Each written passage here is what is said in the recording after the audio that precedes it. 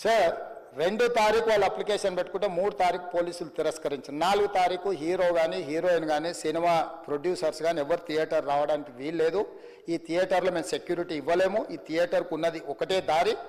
ఈ దారిలో ఇంతమంది వేలాది మంది అభిమానులు వచ్చినప్పుడు మేము కంట్రోల్ చేయలేము, వద్దు అని తిరస్కరించారు. తిరస్కరించిన తర్వాత కూడా 4 తారీఖు 9:30 ప్రాంతంలో హీరో రావడం జరిగింది. రావడం కారులో వచ్చి థియేటర్లో పోయి సినిమా తెచ్చి మళ్ళీ కారులో వెళ్ళిపోతే పెద్దగా ఇంత ఇబ్బంది జరుగుతుండేనేమో లేదో నాకు తెలియదు.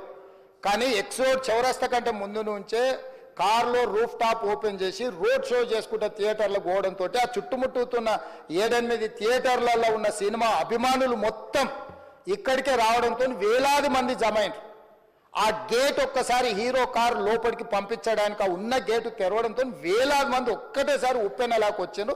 ఆ ఉప్పెనలో చనిపోయిన రేవతి, ఆమె కొడుకు, భార్య, భర్త, కూతురు వాళ్ళు అలాగైపోయి కొడుకు తల్లి ఒక పక్కన పోయి ఆ జనాల నుంచి తప్పించుకొని టికెట్ చేసుకొని ఆ తొక్కిసలాటలు హీరోను థియేటర్ లోపలికి తీసుకుపోవాలనుకున్న టైంకి అతను బండి మీద రోడ్ షో చేసి దిగేటప్పటికి వేలాది మంది హీరోను కలవడానికి చొచ్చుకొచ్చారు ముందుకు. అసలు అంటే ఈ రకమైన వాతావరణంలో అతన్ని లోపలికి తీసుకువెళ్ళాల్సిన సందర్భంలో అతను ప్రైవేట్ సెక్యూరిటీ ఇవాళ రేపు మనం ఫంక్షన్లలో బౌన్సర్లు అని మనం చూస్తూ ఉన్నాం. 50-60 మంది సరిగ్గా లెక్క తెలియదు, 50-60 అయినా అంటున్నారు, నెంబర్ 4 ఎక్కువ తక్కువ.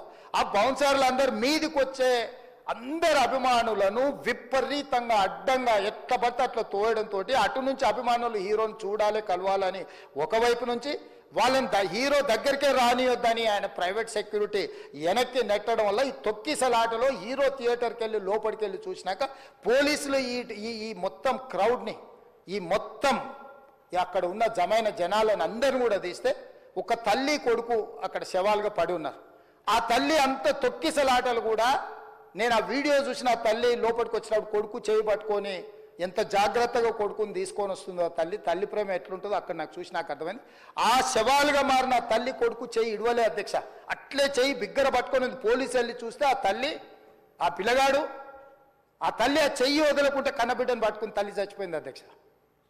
అట్లాంటి సిచ్యువేషన్లో పోలీసులు తల్లిని కొడుకుని హాస్పిటల్కి అక్కడ ఫస్ట్ ఎయిడ్ ట్రీట్మెంట్ చేసిండ్రు. పోలీసులు ఏం డాక్టర్లు కాదు, హుటాహుటిన తరలించిండ్రు.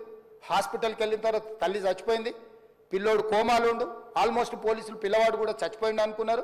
బ్రెయిన్ డెడ్ అయింది, ఆక్సిజన్ అందక ఆ అబ్బాయికి.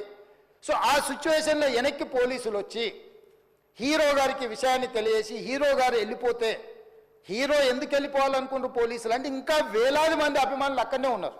హీరో గారు థియేటర్లో కూర్చొని ఉండడం వల్ల సినీ ప్రముఖులు ఉండడం వల్ల ఈ బయట జమైన వేలాది మంది అభిమానులు అక్కడ నుంచి పోకుండా అక్కడనే ఉండడంగా థియేటర్ లోపల కూడా బాల్కనీలో టాప్ బాల్కనీలో హీరో కూర్చుంటే కింద నేల కింది నుంచి పై వరకు వెనక్కి తొక్కుట పైకెక్కి హీరో చేతులు కలపాలని కోతులు ఎగబడ్డట్టు కోట మీదకి కోతులు ఎగబడ్డట్టు ఉల్టా పైకి తొక్కిసలాట జరిగింది అధ్యక్ష. థియేటర్ వాళ్ళు పోలీసులను హీరో దగ్గరికి వెళ్ళి చెప్పడానికి కూడా అనుమతి ఇవ్వకుండా థియేటర్ వాళ్ళు పోలీసులను బ్లాక్ చేశారు అధ్యక్ష. ఎప్పుడైతే హాస్పిటల్లో తల్లి చచ్చిపోయిన పిల్లగాడు కూడా ఆల్మోస్ట్ చావు నోట్లో ఉన్నాడు అని తెలిసి పోలీసులు వచ్చి ఏసీపీ వెళ్ళి చెప్పడానికి పోతే థియేటర్ సిబ్బంది లేదు హీరో దగ్గరికి వెళ్ళడానికే వీళ్ళేదని చాలాసేపు పోలీసులను కూడా హీరో దగ్గరికి పోనీయలేదు అధ్యక్ష వాళ్ళ ప్రైవేట్ వీళ్ళు. చివరికి ఏసీపీ కోపం వచ్చేసి మిమ్మల్ని అందరిని తీసి లోపల వేయాల్సి వస్తుందని చెప్పిపోయి హీరోకు ఏసీపీ క్లియర్గా ఇద్దరు చనిపోయినరు. మీరు ఇక్కడ కూర్చుంటే థియేటర్లోనగా థియేటర్ బయట ఉన్న వేలాది మంది ఈ సినీ అభిమానులను మేము కంట్రోల్ చేయలేకపోతున్నాం. ల్యాండ్ ఆర్డరు శాంతి భద్రతలు చేయి దాటిపోయినాయి, మేము లాఠీ చార్జ్ చేయాల్సిన పరిస్థితి ఉంది, మీరు దయచేసి వెళ్ళిపోండి, వచ్చిండ్రు చూసిన కదా వెళ్ళిపోండి అంటే లేదు నేను సినిమా అయిపోయే వరకు ఇట్లే కూర్చుంటానని పోలీసులతో చెప్పిండని సిటీ కమిషనర్ నాకు చెప్పడం జరిగింది అధ్యక్ష.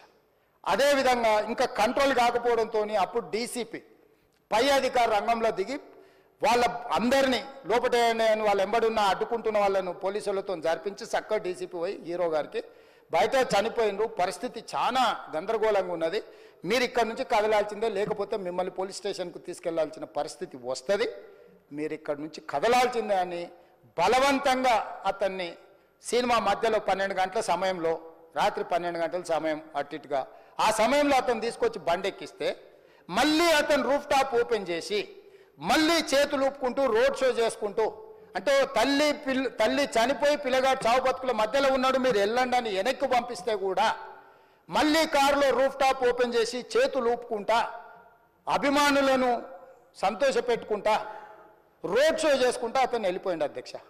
పోలీసులు కేసు చేసిరు, కేసు మీద థియేటర్కి సంబంధించిన కొంతమందిని అరెస్టు చేసిరు. అరెస్టు చేసి 10-11 రోజుల తర్వాత పోలీసు హీరో గారింటికి వెళ్ళిండ్రు. మీరు కూడా కేసులో A11 మీ మీద కేసు ఉందని చెప్పడానికి పోలీసులతో దురుసుగా ప్రవర్తించిండు. మీరు ఆ వీడియోలన్నీ కూడా చూసిండ్రు. ఆ పరిస్థితిలో చట్టాన్ని అమలు చేసే పోలీసులు ఆల్రెడీ ప్రాణాలు పోయినాయి, ఒక నిరుపేద తల్లి చనిపోయింది, కొడుకు చావు బతుకుల మధ్యలో ఉన్నాడు. ఆ రోజు కోర్టుల కేసులు కూడా వస్తున్నాయి. కోర్టుకు కూడా మీరు విచారణలు ఏం చేసిండ్రని కోర్టుకు కూడా పోలీసులు జవాబు చెప్పాల్సిన పరిస్థితి ఉండే అధ్యక్ష. దాంతో మాట్లాడితే వాళ్ళు చాలా బాధ్యతారహితంగా సమాధానాలు ఇచ్చారని మా పోలీస్ సిబ్బంది చెప్తున్నారు. దాంతోనే అతన్ని పోలీస్ స్టేషన్ తీసుకెళ్ళారు అధ్యక్ష. ఇక్కడి వరకు ఒక హీరో, ఒక థియేటర్లో జరిగిన సంఘటనలు, వీటన్నిటి నేపథ్యంలో పోలీసులు వాళ్ళ విధి నిర్వహణ నిర్వహించారు అధ్యక్ష.